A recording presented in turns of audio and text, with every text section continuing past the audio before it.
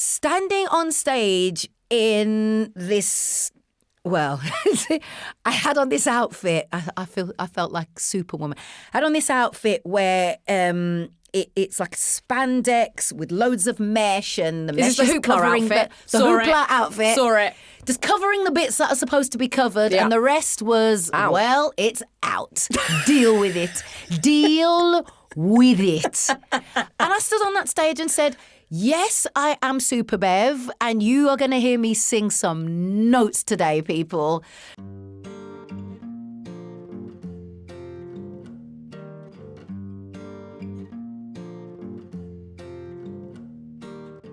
Hello, Beverley. How are you? Oh, I'm really good. I'm so happy to see your lovely face. Oh, me too. I'm so glad to see you. It's been ages. It's been ages. Yeah. It's been so long. I've sort of on-off seen you over the last 20-something years since I've been doing stuff and you've been doing stuff longer.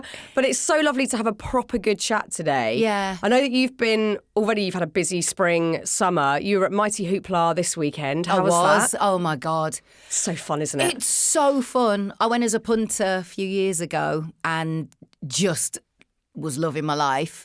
And Glyn, founder Glyn was like, Bev, you've got to perform. And I was like, yeah, I'd love to. You just let me know when.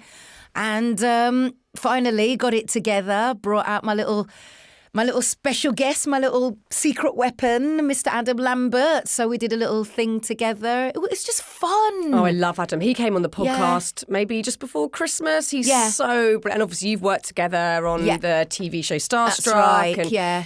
He's just, your voices together as well. That's a powerful thing. It was loud. It was very loud.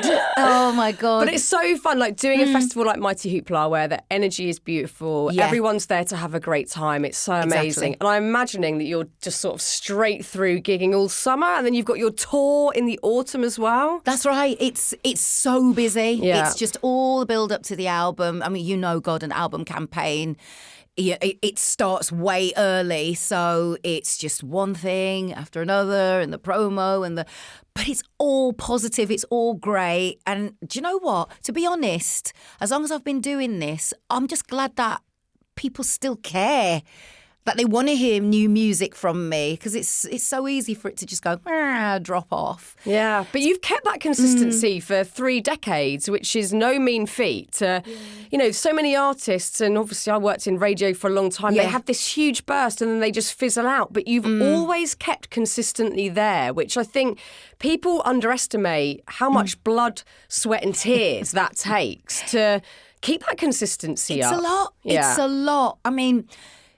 You look at the careers of someone like Kylie, who is having a fantastic summer, and you think from wherever it was, 88 or something, the first I Should Be So Lucky, to this point, and she's just there. It's people like that I look at and go, if they can do it, so can I. They just keep doing what they do, and they love it, and that's what happens, to people, I think, who truly see this as their calling, and it's not just like a moment in time. I don't think anybody would argue that Kylie as a singer is absolutely where she's supposed to be. So that's who I'm kind of looking at, as my examples. These women, these strong women who are just there, just keep coming back at whatever degrees of perceived success, but they're just there and they're still loving it. Well, you're right. If it's that calling and that mission that you have to do it, there is no choice. Like, this is what you're here to do. Could you imagine your life, or you being you, without performing, without expressing, without creativity? Nope. All my entire life, I've sung, I've written, I've expressed performance-wise in some way, shape or form. I'm a live performer to my absolute core.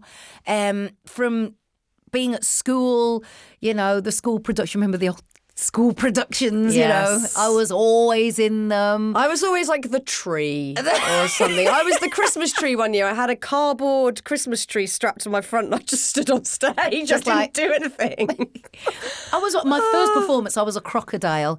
I was Peter the Reject Eater who worked for Santa Claus getting rid of the reject toys. Did you sing in that And role? I had to sing. Oh, that's I good. had to sing the song Peter the Reject Eater. I couldn't tell you, beyond the first 2 lines, I couldn't tell you how it went. But yeah. But you knew from that age that this knew. was your thing. Yeah, wow. Absolutely knew. I've done this since I could draw a breath. Mum said that I was singing before I was talking. So just melody and performance was always there. Stood on a chair, performing to the toys, performing to Mum and Dad's guests who came round. I never shut up. So I find that so interesting because when you look at, either your own childhood or if I look at my kids and I think, how much of this is nature versus nurture? How much am I influencing them? But it seems when you've got something like that, where you're singing before you're speaking, you've just turned up like this. Your soul needed to do this for some reason. I find that fascinating. Absolutely. Me too. And, I have no doubt that I was kind of plopped on this earth to do what I'm doing. And thank God I've been able to do that. But I look at my nieces and my nephew, I've got my one solitary nephew, and I see them, all of them sing. All of them have the ability to sing. My sister sings, my brother sings, both my parents sang. And I'm the one who's chosen to do this as a career. My niece Sophie is also doing this as a career. But any one of them could just decide, I'd like to pursue this. I don't know if they'd get where they'd get to because it's such a tough industry. Yeah. But if they so desired, they could go on and have a life in music because they've just all kind of got this gift. Wow. And it's quite amazing, and it's kind of all the way disseminated all the way through the family line, cousins, aunts, uncles. We are just this big musical mass. Oh my God, I want to come to your house and just sit and hear you all singing around a piano or something. It's gorgeous. But you're right, you have to make this choice. It's all well and good having a talent and knowing you can do something, but making that very dedicated choice. This is what I'm going to do, no matter what hurdles there are and boundaries there are. I'm going to do this. So you went to Wolverhampton Youth Theatre as a kid. At what point did you think, this is the thing for me now? I know that I'm getting told I might need to knuckle down at school, whatever it might be, but this is my calling. This is my vocation. Oh my God. I must have been... in my head, I said it all the time, but when I started to say it out loud, I must have been about 8, 9, something. I told everyone, I'm going to sing, I'm going to be a singer, I'm going to act, you're going to see me on Top of the Pops one day. That was my thing. Yeah. And I said it with such conviction that everyone kind of went, okay then. They just believed me because I was absolutely determined. Didn't have a clue how I was going to get there. Not a clue. No connections. I didn't go to like a Brit school or Sylvia Young or something like that. I just somehow knew. And I guess I manifested it, before I even knew that was a thing. Totally. And I think there's something golden about the naivety of being a kid and not worrying about how you're going to do it. Because I felt quite similarly. I want to work in, I don't know if it was TV or theatre at the time. I loved both. But I want to work in TV or theatre. And I, like you, I had no connections. I went to a local dance school in a church hall. And you don't care about the logistics, how, when. You just have this feeling that you really, really want to do it. Yeah. And it's a difficult thing to sometimes keep hold of because it can be knocked out of you by teachers. I was lucky that my parents do whatever you like, but school definitely were, well, that's probably not going to happen. So let's, work it, which is also important. But what I'm saying is it's important to not let that flame go out. If you really want to do something. Oh my God, no, I'd agree. I was lucky. The school backed me. My parents backed me. I had so much support around me. But then I was an academic child, so I never let music encroach on the schoolwork. I did that, tick the box, and then the rest of the thing was music and acting and whatever. But I do see that a lot. I've seen that with kids who came up, kind of my age. Kids who are really talented, whether it be in music or sport.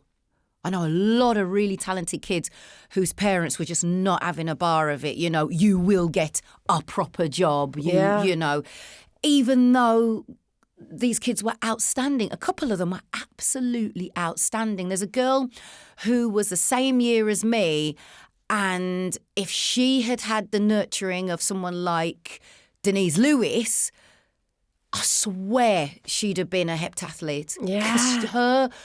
She was brilliant at everything. There wasn't a single athletic discipline she didn't smash. But her parents were like, no, proper job. I've such a shame. No idea what's happened to her. I mean, you now. can have, as Denise Lewis as an example, has proved an extremely proper job by doing it and then going on to also having a TV career after, etc. Exactly. And a job that she loves. And I think that's the bit that school is still missing somewhat. And I know recently you were making comment about this, saying thank you to the Wolverhampton Youth Theatre. Yeah. And can the government please see that theatre, even for kids that don't want to follow a career in this, gain so much confidence, discipline and passion and creativity from doing something like a theatre club. Exactly. And I mean, I certainly feel it's seen as all of these things are seen as add-ons, whether it's sport, art, rather than the main thing, which it will be for some kids. That's it. For some kids, like my son is so obsessed with some sports, but music, he's really great at the piano, and that is his thing. And I love that. And I don't want to put more importance on, say, algebra than the piano, because he's going to use the piano a lot more in life than he's going to use algebra. But we're still in this archaic system of, they're add-ons, but you've got to get science, maths, English, which for some kids is great, no problem. Absolutely but for correct. other kids, and I was definitely in that category. Me too. It's not going to work. Wasn't going to work. Yeah. Any reason for me to swerve numbers and number-related things, I'm out of it. The only time I use numbers is counting bars of music. There we go. How many bars before I come in? There we go. Right, great. But other than that, my brain doesn't work that way.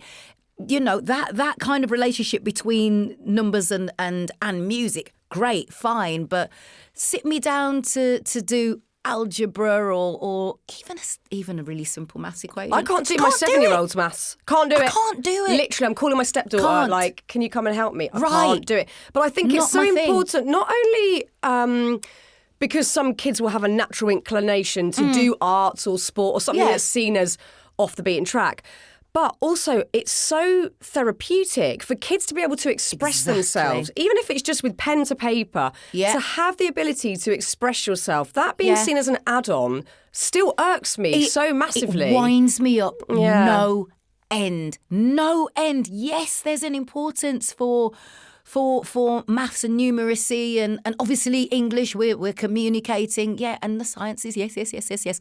However, when you go to somewhere like one of those therapy places, what is often the very first thing that they will use to break through to, say, a non-verbal autistic kid? Music. Yeah. Music and things that they can touch. Yes. It's music, it's art, it's that kind of therapy where you get some of the most astonishing results. And there is no denying it. The arts kind of tap into our psyche in a way that nothing else can, I agree. And it's so important that we start looking at those things as being just as much a priority as, your sciences and your maths and etc. I agree. I think even as an adult, if I'm feeling a bit flat, I could read one poem or hear one new song and instantly this new bit of me opens up. I think art always feels to me in any capacity like an opening, like exactly. I can breathe and there's space and there's newness, whereas anything that I don't understand, and this is, again, me personally, like if I was given a sum, I'd just shut down, like, no, Same. not interested. For some kids, that is their art, doing the maths. But for me, I think having, even just looking at a beautiful painting, it hasn't got to be me doing it necessarily, but looking at something, hearing something beautiful, reading a beautiful piece of literature, I feel alive in those moments. Absolutely. And I think we need to encourage kids to feel that rather than to go, how many marks out of 100 did you get for that piece of art or for whatever? How did you feel painting that picture? How did you feel playing that piano piece? Like, we're not tapping into the feeling bit of it. Yeah. And at our core, that's what we are. That's what we are. That is what we are. That is everything. That's the essence of being a human. It's what we feel, what we emote, you know. It's not always this clinical thing and, you know, marks out of 10 and something which can be seen as absolute. You know, this is right, this is wrong. And we have a system where we're going to measure it, you know. Some things are just feeling. Yeah, and also art is one of those areas where rules just disintegrate instantly. Absolutely correct. But I wonder how you feel about this, because in the context of what you do, obviously over the 30 years, there's been so much change with how music is imbibed, with how people talk about music, and with even like reality shows, how they've sort of changed the landscape. Yeah. I always think about this. If you had a music reality show on the TV and you plopped a 20-year-old Bob Dylan on it, he would get the red buzzer. He wouldn't go through. No way. Because he isn't pitch perfect. He isn't totally the full package of what people want. No. But he is a genius. Utterly. And he is a communicator, and and I'm using him as a random example, but there are but he's a brilliant artists. example, But because there's countless artists. And I think, you know, you're very naturally talented and you've got that gift that your voice is what would be described as perfect. You know, you're not hitting bum notes or whatever. But I wonder if you felt that pressure over the years, and if it's got worse, that you have to have the full package presented perfectly rather than you being able to have no rules and just express your art to people. It's a brilliant one, because I think when I first started and I had this naivety, I just did what felt right. And if it hits, it hits. And if it doesn't, it doesn't. And, you know, but I was aware that I was in this industry and, you know, in order to keep going, you've got to sell. And but my belief in just doing what organically felt right to do kind of led the march. What I've seen over the decades is, in my own career, is that I've had to pay a lot more attention to things that I thought were the fringe things, you know, how I present myself, how I, not only just, you know, physically, but watching what I say, how I say it, the whole rise of social media. This is the brand. That's it. Yeah. It was, when I started, I was Beverley Knight, you know, singer, writer, human, artist, human. Now it's Beverley Knight, the brand. Yeah. And is this on brand? And would Beverley do this? And is this in keeping with the whole image and the whole package? And that is a real kind of shift that you either keep up with, or you completely can fall out and make yourself irrelevant, which is horrible. Well, yeah, because at the end of the day, you want to keep singing. That's right. And you've got to do what you've got to do. You've got to be mindful of the brand. I've always seen you as someone that has kept up this consistency, but without ever compromising who you are, which again, I think is really commendable, because especially if we look back to the 90s when your pop career was kicking off, you are in amongst this really explosive and interesting time in the music industry. You've got Britpop, you've got a lot of decadence, and you've got drugs and booze and festival culture. But you just were like, I'm me, and this is what I'm going to do. And I wonder how much effort that took, because, you know, have you always had a good sense of who you are? Because I think you have to not be manipulated or sort of steered off into a direction you don't really want to go in, but you feel, well, I've kind of got to keep my career going. It's an interesting one. I've always just been me, you know, just the way people see me. And yeah, it was tough. In those early days, it was tough just to be me, because being me meant that I wasn't kind of around all the decadence and the excess. And that kind of got me labelled as someone who was quite dry and boring and whatever. But I just thought, well, I don't know how else to be. What do you want from me? What is it you need from me? I can't give you someone that I'm not. I can't suddenly, you know, start picking up Jack Daniels and swigging them out the bottle or whatever, because it's just not me. It's not my nature. My nature was to sing, have a laugh and enjoy, and that was where I found my heaven. That was where it all worked for me, when I was on stage in front of a crowd, mic in hand, band around me.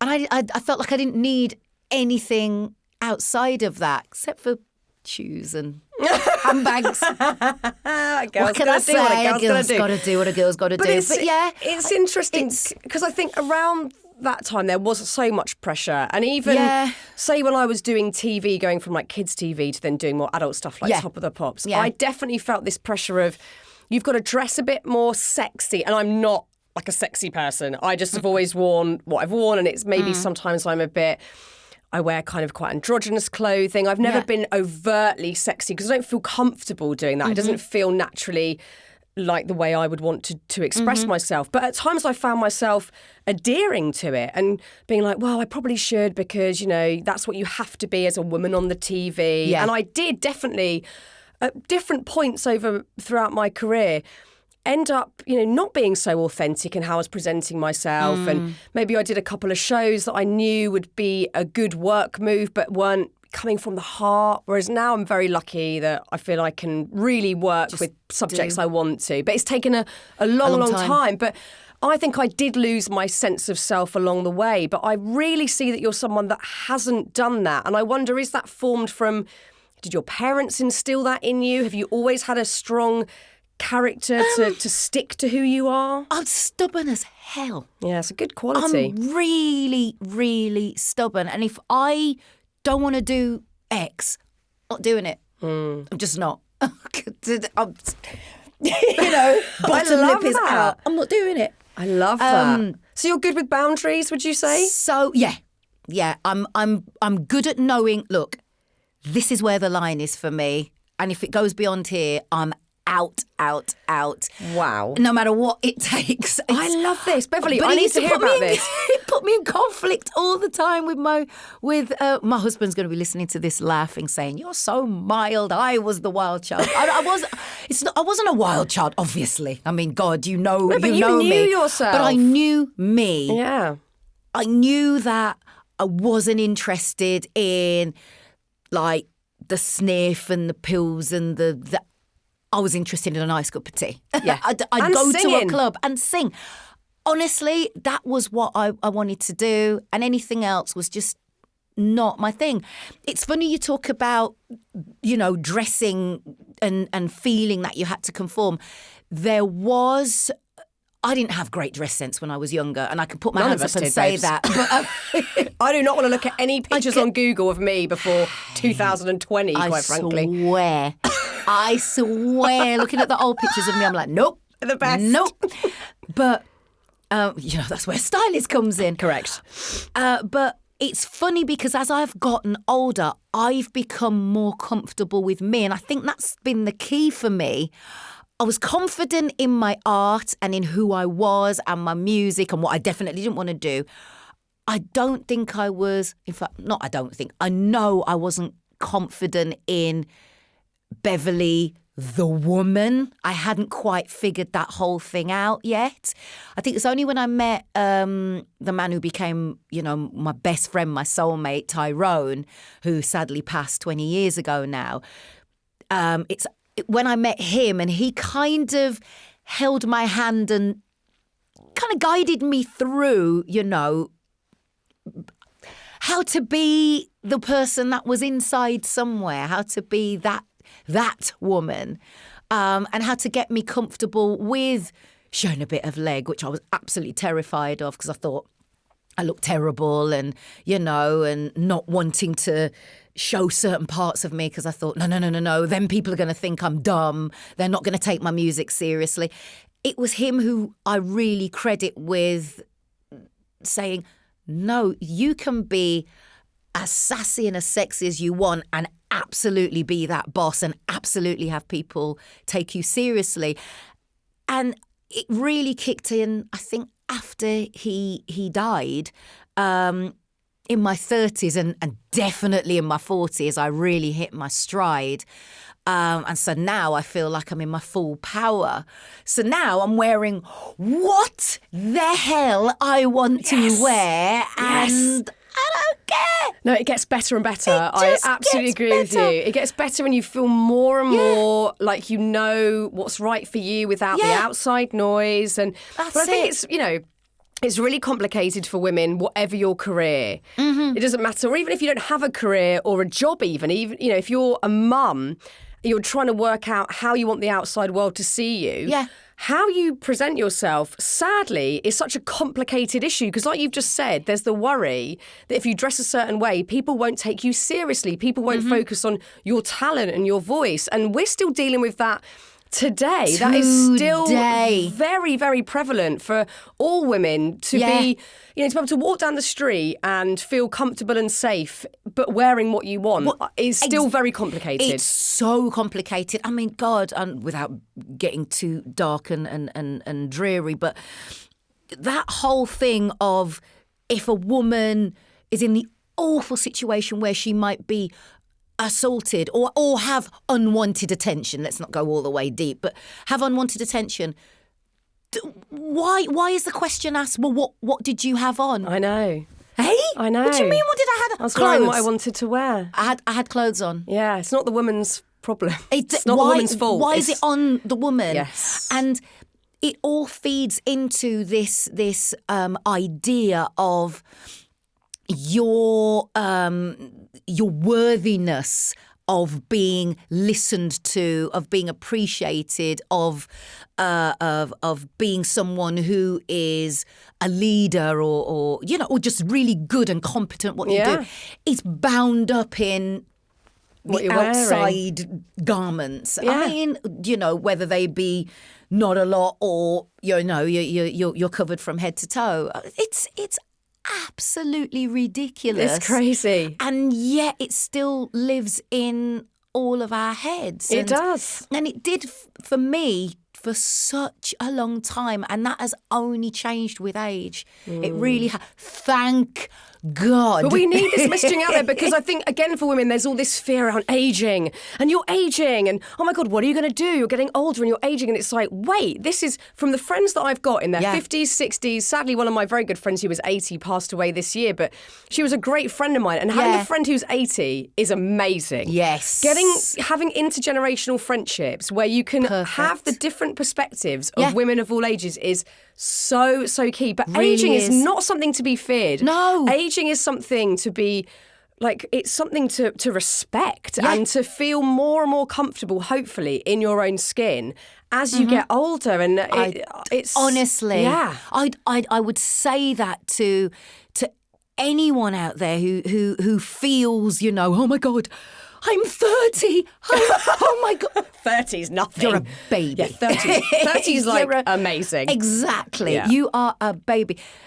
Spend less time with your neurosis. Yeah. Bin it. Get rid of it. Work through it quickly. Quick.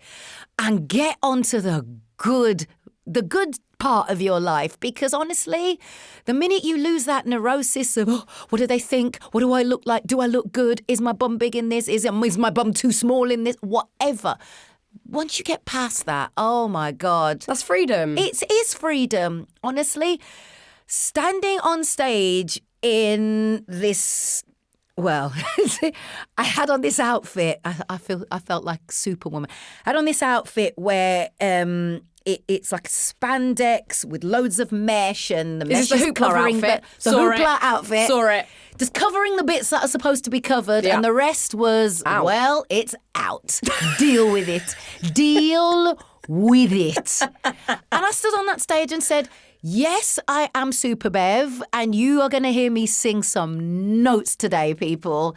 So come with me. Heaven. And it just felt great. It felt great. And this is for people out there who are worried about either people that feel insecure, or there's so many people. I was talking to a male friend about this morning, about body dysmorphia, which nearly everybody has on some level. Yeah. And when we look at age, this isn't about changing yourself so you can then accept yourself. It's about accepting yourself right now and feeling free from, as you say, that neurosis, so you can enjoy being who you're being before you get to, oh, but if I just looked like this or did this or improved in your head, whatever, then everything will be wonderful. Yeah, no, you've got to no, like yourself now. You've got to. Yeah. It took me years, forever, to look in the mirror at this face and go, nothing wrong with your face. Your face is fine, absolutely nothing wrong with it. But we're constantly told that our faces, bodies, hair, whatever it is, are not okay. That's the messaging that we get. So we've got to work so hard to go, I like this face, I like this body, thank you face, thank you for, whatever it is. Thank you for being, for functioning, for... Thank God I've got all my faculties. Thank God I've got everything I need to be able to get through this life, which is tough enough, without focusing in on, I don't know, have I got a 5 head, not a 4 head? Or, is my nose big? The big thing, oh my God, especially being a woman, a black woman, the pressure to look or adhere to Northern European standards. Oh, that's a minefield. That's a tough one. I feel like I'm through that. I've come through the other side of the tunnel on that, and I can look at myself and say, I'm just me, and my features are blackety black, and it's gorgeous and it's fine and it's beautiful. And conversely, looking at my friends who are white and my friends who are Asian or whatever, and saying, and you are also beautiful, and you, and we are all gorgeous, and we're different, and isn't that wonderful? It's the beauty. We've got to watch these beauty standards that are being heavily pushed, that, like you say, there are these they're quite new norms. If you look over the history of beauty and the industry and how we perceive beauty, these new standards, especially of the sort of, people enhancing their lips and pushing cheekbones up and very, very small noses. I mean, I've got my dad's nose, and I'm with you. I've reached this point where I'm like, I love my nose because it's my dad's. Yeah, and I love my dad's nose and too. I'm looking in the mirror going, yeah, I'm cool with this nose. It's larger than life, but I'm here for it, and I'm good with it. And same. But this is all age-related stuff. Hopefully, with age and wisdom, these layers of acceptance can be really achieved, and the comfort is very, very freeing. And maybe it's a very incremental thing as time continues, and when we're hopefully 80, maybe even 90, we'll feel even more of that wonderful comfort. But if we go back again to this period where you're in the 90s, you've got this pressure. You haven't quite reached where you're at today, which is this amazing place of feeling empowered and having this self-acceptance.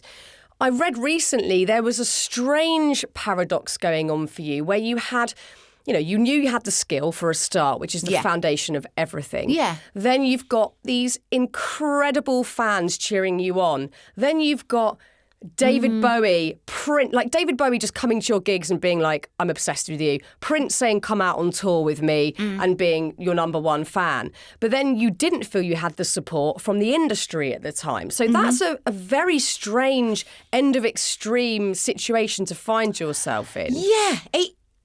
Strange time. Strange time. I think because I wasn't perhaps playing the game, I wasn't. There's a game to be played. And there is a game. There is a game.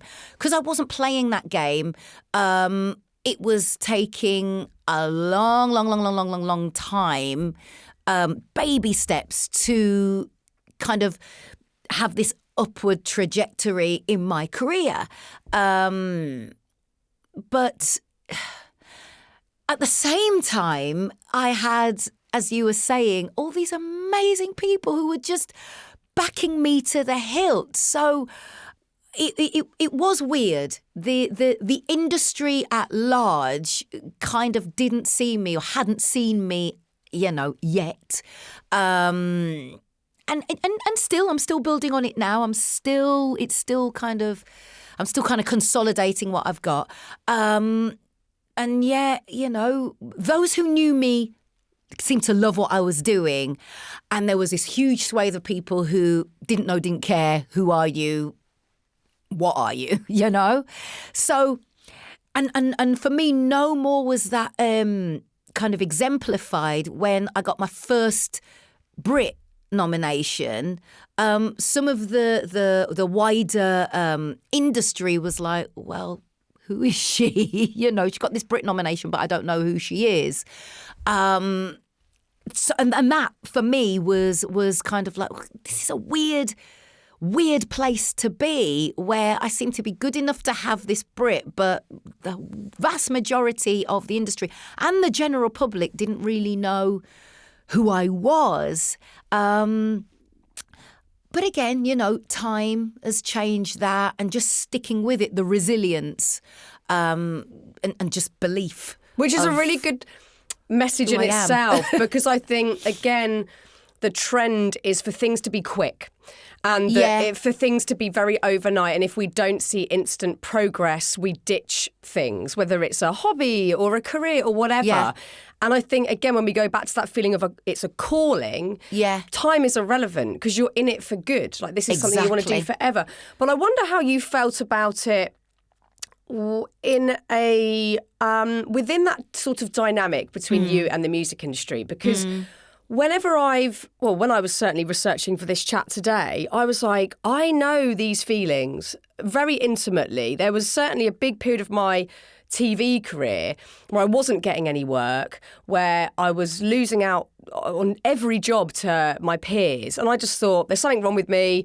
I don't know what it is. Maybe I'm just weird and I haven't realised. I was very insecure about why I wasn't being chosen. Yeah. I feel very lucky that I've had this sort of weird second chance to do something completely different, which I am running with and I'm controlling and I'm loving it. But there's this tiny bit of me that, say I now get offered a TV job, there's a bit of me that goes, oh, they do like me. They accept me. They see, like, I'm not weird. And I'm still, there's a bit of me. It's not a big bit, but there's a portion that is still trying to prove myself to these non-existent people. I don't even know who they are. The TV industry. Yeah.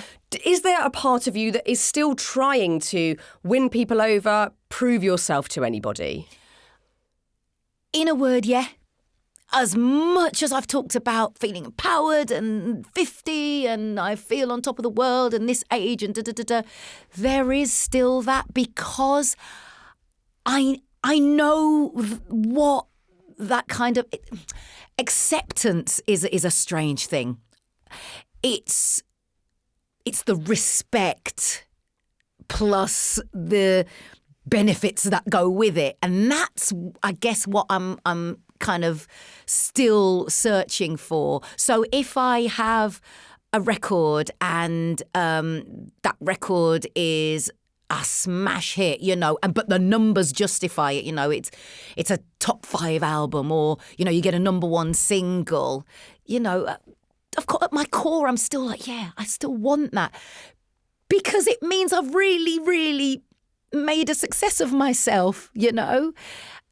And even though some days I wake up and go, oh, well, it doesn't matter that you haven't had a number 1. It doesn't matter that, you don't have a gazillion times platinum album, and, like my peers, like the people who have come up at the same time as me, or people who have come up, since I've been around and have gone on to huge success.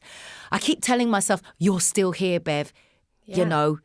That is really important, and that is a goal within itself. But there is that part of me that still says, but I still love a number 1. Yeah. How great would that be? I always land on this because I absolutely can feel like that and think, oh, well, it would be amazing to be asked to do, I don't know, something big that lots of people watched or whatever. But then I think, wait a minute.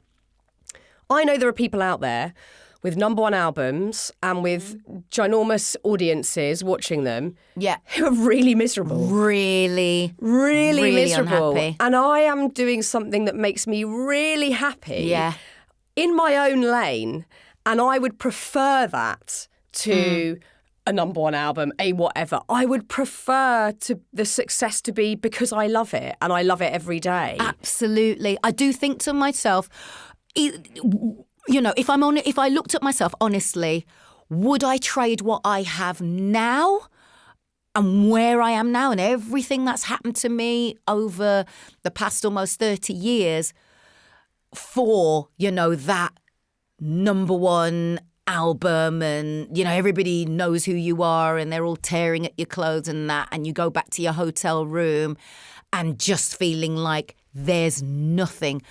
Hell no, I wouldn't. No way. The ideal is that, it'd be great to have a number 1 and on all those things. But if I had to sacrifice my well-being and what I've got now in order to have that number 1, no, couldn't do it. I see too many people who have to turn to other things because that number 1 and that kind of worldwide fame and all of that just isn't enough or isn't fulfilling. They've got to the top of their Mount Everest and looked over and gone, what do I do now? I know, this is it. But it's such a myth, again, in any industry, in any capacity in life, that the goal is to get to the top, or to, all the cliches, be famous, whatever it might be, to be at the top. But that's probably the loneliest place you can be, because, like you've just said, where do you go next? Mm-hmm. What do you do? What are your dreams? What's your drive? I like, I don't even know if I'm on an ascent, but I like trying to do what I'm doing, and the process is more exciting than this weird ephemeral end goal. I don't even know if it exists. Absolutely. It's so important. It's really interesting, because I look at the career of Tina Turner, who, God, I know. God. Do you know what? I actually forgot when you just said that. Yeah, I know. Oh, Tina. Because you think she's here forever. Eternal. Eternal. But I look at how her career went. She had this astonishing beginning, with Ike and all of that, and the touring and all the love, and everybody loved Tina back then. Everybody loved her.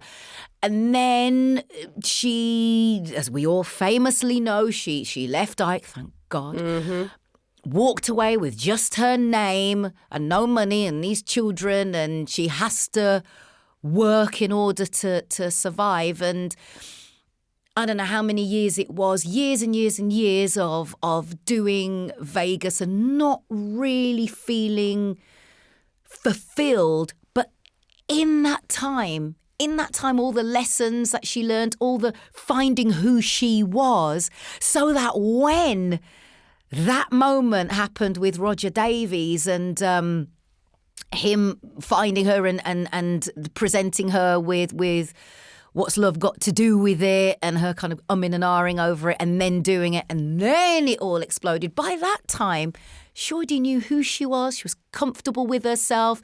She'd lived this life of such significance and importance already. So by the time the second wind, if you like, came round, she just soared into the stratosphere. And then came the number ones, and then came... It didn't happen until she was ready. And I think there's a lot to be said for that. Often people say to me, oh, if you were born in the US, you'd be Whitney, you'd be Celine, you'd be Mariah, But I'm not born in the US. And, people say, you're so underrated and you should have had success way earlier. But those things didn't happen because I don't believe they should have happened any earlier, I think I genuinely believe that if huge success had come for me early on, it probably would mess my life up. Yeah, I agree. I don't think it comes without sacrifice. Absolutely. Of the very normal, beautiful things in life. Absolutely.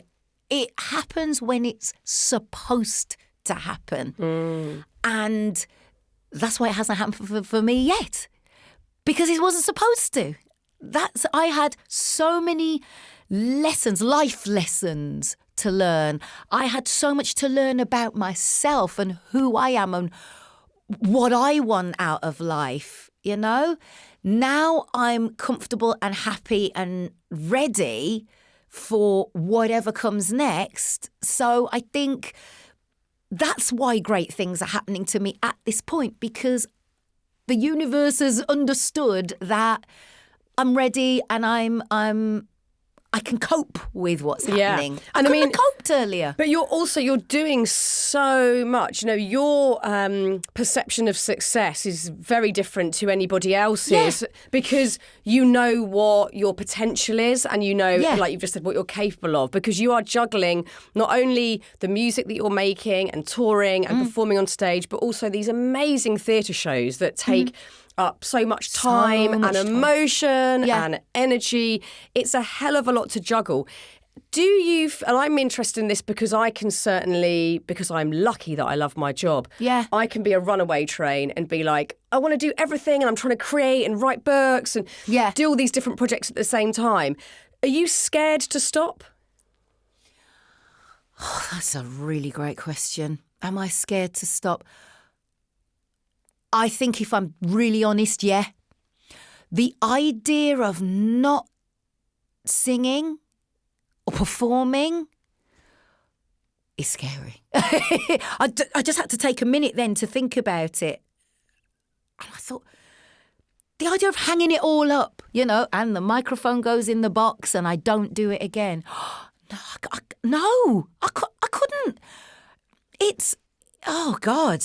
That would, if something happened to me and I couldn't sing, God forbid, oh my God, I don't want to go there, but I would still have to have an outlet for creativity and expression. If I couldn't sing it, I'd have to write it, If I somehow couldn't write it, I'd have to then take someone on and show them the ropes so that they could do it, not in a pushy parent way, but just in a mental way. Yeah.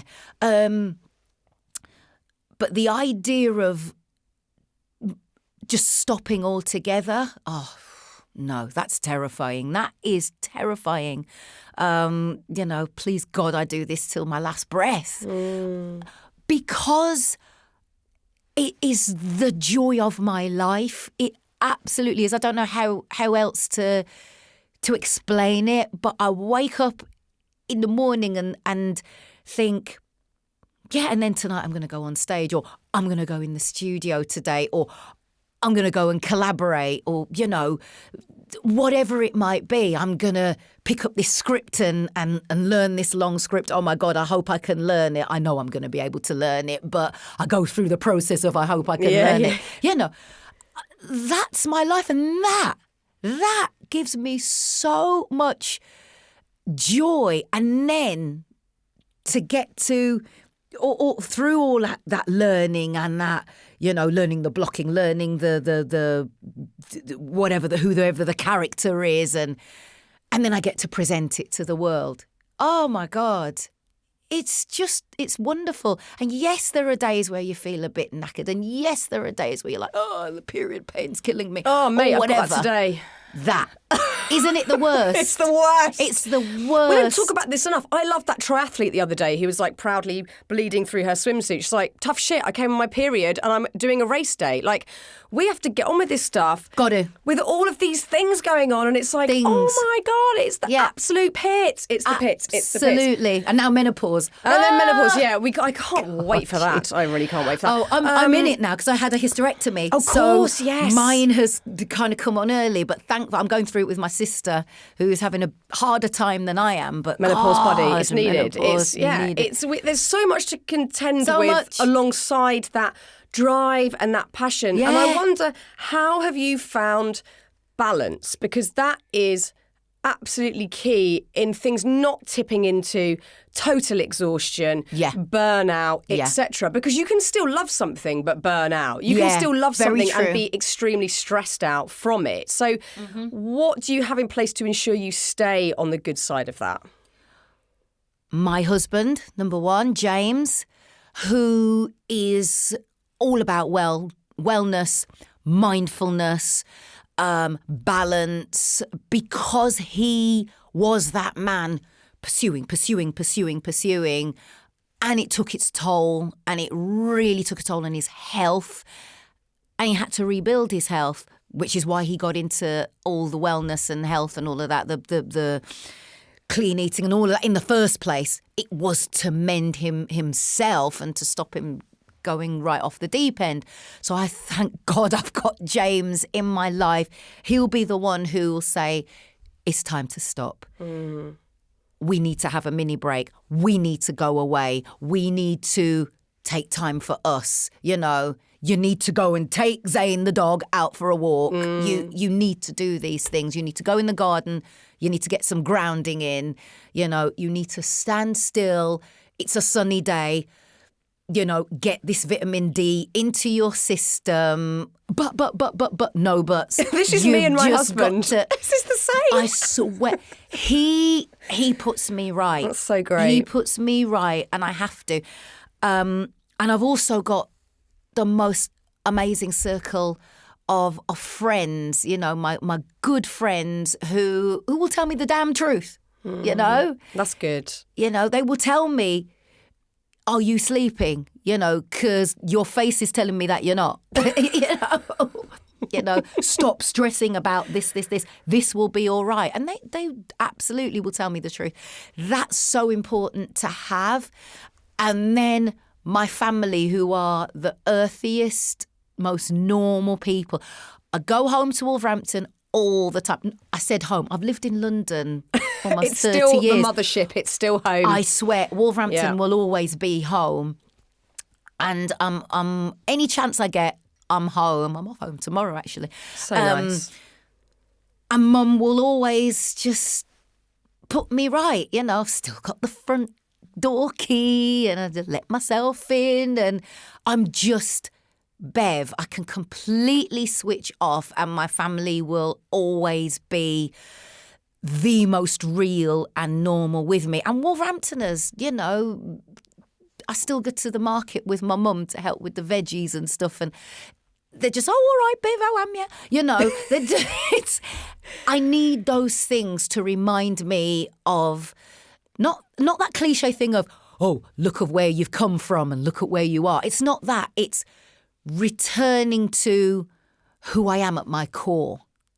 And that, for me, is essential so that I never get lost in showbiz or I don't burn out. If I feel like I'm doing too much, I need to have husband, friends, family around me. Well, it's so easy to do too much because there's always another thing that you could be doing. There's always an email to reply to, an idea you could be creating. And I've had to learn. Do you know what? I remember, I think one of the last times I saw you, which was terrifyingly ages ago, was at the Children in Need concert, and you collapsed on stage. And was that burnout? Was that exhaustion? I didn't know what was going on inside of me. I was doing a lot whilst coping with fibroids, which I didn't know I had. So physically there was something wrong, internally. But that was a big wake-up call. Really? That was a wake-up. I remember it so clearly, walking on stage, starting I Will Always Love You of all the songs. It's big where you need all the breath in the world. Starting the song and feeling peculiar, feeling this weird tingle in my fingers and in my toes, and thinking, I feel weird. And then it intensified as I'm singing. And then I don't really remember the rest, but I've since seen a video and it didn't look Yeah, good I at was all. stood maybe 3 meters from you and the conductor came down and caught you, and me. it was like, oh my God, What it's the Beverley hell? Knight. But the thing that I couldn't believe was, so this all happened and we were like worried, is Beverley okay? You came back out and you sang. Yeah. The minute I felt okay. You were back out there. Yeah. The minute the God bless St. John's ambulance and everyone, my poor husband was in pieces. He was so worried. But the minute it kind of passed, and I thought, you see, this pressure, we talked about pressure earlier. In my head, the narrative was, I could see the papers, I could see the media saying Bev collapsed, and that would be It. That would be the story. But if I knew if I went back out and sang, it would be, yes, she collapsed, but she was fine and she went on and sang, the end. And that was what was playing in my head. How mad is that? That was a factor that kind of got me to go back on stage. It was only when I saw physically that I had this kind of distended lower, by my stomach. It was all sticking out. And I thought, something's not right. And then I went and got myself checked over, and they were like, you have huge fibroids and they are playing havoc with your blood pressure. We're going to have to put you on tablets. That was like the biggest slap in the face for me, because I'd always thought of myself as being healthy, clean, And I thought, I've got to stop. I've got no choice now. My womb was so kind of disfigured because of these fibroids that it couldn't be saved. It had to go. I had to have a hysterectomy. There was no other option, and that meant I had to stop. That meant I had to heal. That meant I had to recover. I couldn't even cough, let alone hold a note. The biggest wake-up call of my life, that was. And I went home, went back to Wolverhampton. James was busy working. He said, you need your mum. I went back home, had the hysterectomy, went home to recover, stayed in bed, had to have help to get out of bed. I've never been that helpless in my life. The fact that I couldn't hold a note was terrifying, because I just didn't have the muscle support. I had nothing. There was nothing there. And it was just time. I had to trust the process and heal. But from that point onwards, I was like, never again will I just keep going, keep being the soldier, keep, my body told me that day, Bev, you need to sort yourself out. And I look back at me collapsing and thinking, thank you, body. You gave me a major red flag.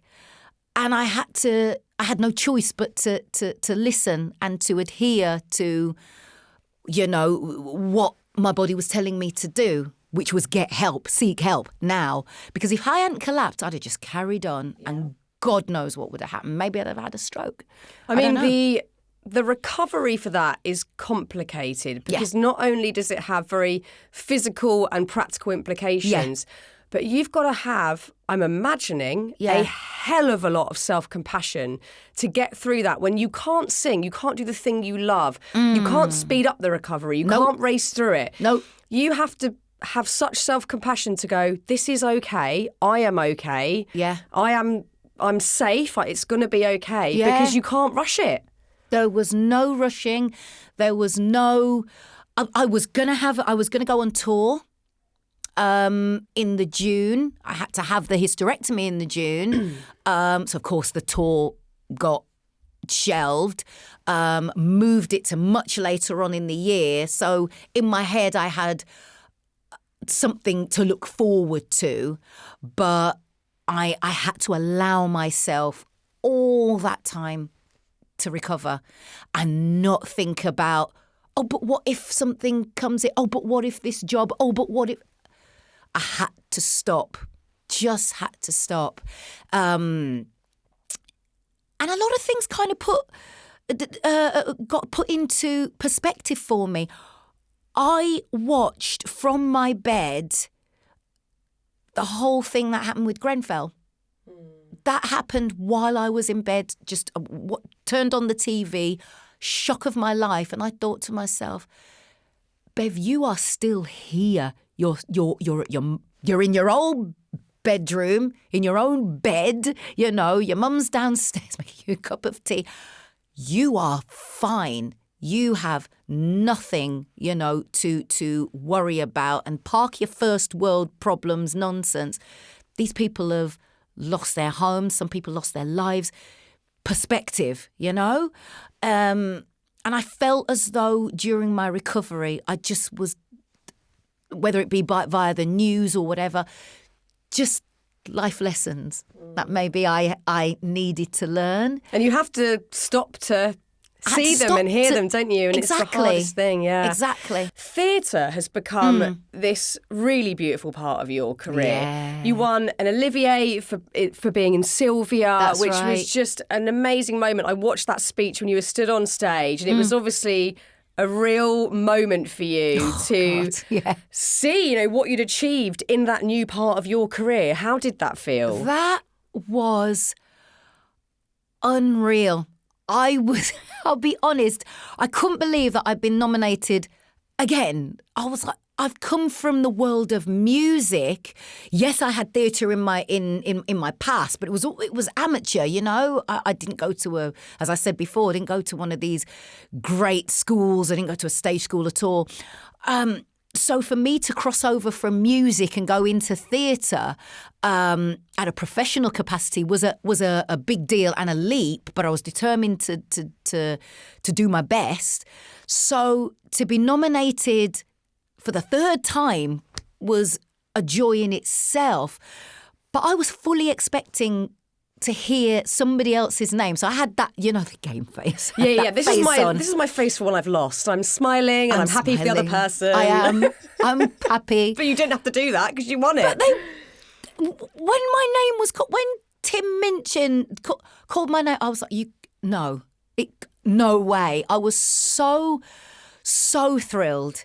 And just, I felt as though this was an industry that had embraced the work, you know. It wasn't just, oh, we like Bev, she's really nice, let's give her a gong. Because that industry is not they're not that way. The skill set's got to be there. You've got to have the skill set. And so for them to say, you know, the Society of London Theatre, all these people who vote, to say, Bev's got the skill set. She really has, and it's to this standard, was such a joy, and I was chuffed to absolute bits. I bet also with that particular show, because I know that that show was a very unique and special theatre performance that really got you. You really felt that was the part for you, and it was a brilliant show. And actually, you've seen over the years that being on stage, seeing this amazing change in different age groups, different backgrounds, people coming to theatre that 50 years ago would never have set foot in a theatre. Absolutely right. That's a really beautiful thing that's changing. Yeah, and I felt like the show Sylvia beautifully illustrated that change in theatre and theatrical audiences and where theatre is going. You know, it was a colourblind cast. I'm playing Emmeline Pankhurst, who I do not resemble at all. The thing that we had in common is our age, you know, and obviously being British, but just to play such a British hero, a woman who championed women's rights in such a formidable way, a woman who was controversial in the way and the methods that she chose to do that, controversial to this very day. It was big shoes to step into, and so to win an award or to win, you know, an accolade doing that just felt so satisfying. But also being part of a show which, for me, is definitely pointing the way towards future theatre, kind of bringing in elements of soul music, of funk and R&B, and not just kind of traditional theatre. And then seeing audiences respond to that and audiences changing because of that, making theatre much more accessible and broader. That is so special. And knowing that in my small way that I was a part of that change, and inspiring new performers as well, you know, who maybe wouldn't have even thought of auditioning for a role like Emmeline or like Sylvia, or, you know, those kind of roles which traditionally would have gone to someone who at least looked like the character. That I feel as though I'm providing a platform for others now who are coming through to then stand upon. And that's so positive, because that's what we're supposed to do. You know, that's meant to be. That's how it's supposed to work. You hand the baton forward always. And I love being a part of a community that is inspiring and forward thinking. So going forward, bearing in mind you've got a busy summer, bearing in mind you've got this big tour celebrating your birthday later on in the year, can you approach that with that in mind, knowing that your health has to be a priority? If you had asked me that 10 years ago, I'd have been like, I'll be fine, breathe through it. Yeah, fine. Now, I'm thinking of all those things that are coming up in the year and thinking, okay, I need to make sure I've put in a break for me before the touring schedule kicks in. I need to take time because I want to rest, recuperate, and not go into something like a tour schedule, you know, tired, happy, but tired from, you know, a summer of promo and doing various gigs and that, supporting, you know, new music and that. So I'm mindful of that. I really, really am. It's a new thing for me, and it's such a positive thing. And I used to be. It sounds so stupid now when I think about it. I used to be proud of the fact that, I haven't had holiday for ages. You know, we all do this because I don't need a holiday because I love my job. Yeah. You still need a holiday. Yeah. You still need to stop. And a holiday doesn't necessarily mean, you know, lie on the beaches of Jamaica. That would be wonderful. But just a holiday from work, a holiday from my brain. That period of stopping and reflecting and, you know, that whole thing of being mindful and wellness, and that is playing such a huge role in my life at this part of my life. And thank God. I mean, I'm learning this lesson, you know, in my middle age, but thank God I'm learning it. I had to learn it. But it's amazing, and it just shows you, if you give yourself the time to stop and to have self-compassion, to have these little mini breaks from your head, whatever, you can still do loads, achieve so much, probably more, because you are more capable and physically well to do so. It's a really good lesson for all of us, because I think often we push ourselves, we burn the candle, and we reach burnout and we get super stressed, and it's not good for our mental or physical health. It's right. And I would... and I know there are men listening to this. I know you men are out there. Small men, we need honestly, you. I see that with men increasingly. They feel as though they have to just keep going, achievement, success. You've reached this part of the ladder. Okay, and now you've got to scramble up to the next bit. And they suffer often in silence and don't want to say anything. And the stress, the burnout, the expectations that men put on themselves, and that, the societal expectations as well. Yeah. And it's too much. And some men sadly, succumb to the pressure and take their own lives. And we have to, as a society, and men, amongst themselves, have to take time to stop.